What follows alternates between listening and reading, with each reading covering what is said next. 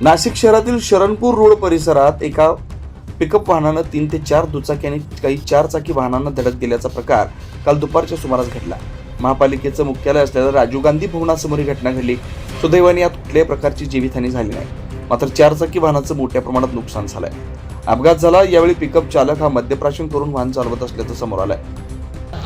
मी राहुल सांगळे, मी सिन्नरला असतो. हा जो व्यक्ती आहे खूप पिलेला आहे, खूप नशा केलेली आहे. यानं याच्या अगोदर 2 गाड्या ठोकल्या.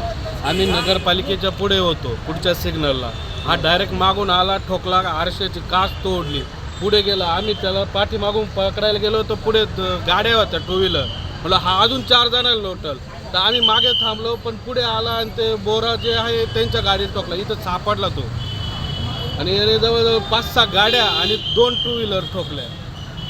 सुदैवानं कोणाला लागलं नाही, पण प्रत्येकाच्या गाडीचं नुकसान झालेलं. माझी नेक्सॉन आहे 23BH6678L, तिथं आरसा आणि बाकीचं डॅमेजेस केलेलं आहे. तुमची गाडी आहे घराला? सचिन बेदमुथा. आम्ही, माझा मुलगा आणि मी, आम्ही सिबेसवरून येत होतो, तर मागे टेम्पो होता आणि त्या टेम्पोने इतक्या जोरात आम्हाला धक्का दिला की गाडीला उतरल्यावरती पण धक्का द्यायला लागला. आणि गाडी पकडली तर तो इतका फास्ट गेला की म्हणजे काय कळालंच नाही आम्हाला. आम्ही फोटो पण काढला, पण फोटो काय आला नाही, तर आमच्या गाडीचं फार नुकसान झालं. असून पण पोलीस काहीच नाही. आम्ही नंबर नोट केला आणि निघून गेले. घटना कुठं घडली? घटना सिबेसच्या तिथे सिग्नल क्रॉस केल्यावर. सदर घटनेची माहिती सरकारवाडा पोलिसांना मिळताच त्यांनी तात्काळ घटनास्थळी येऊन पाहणी केली.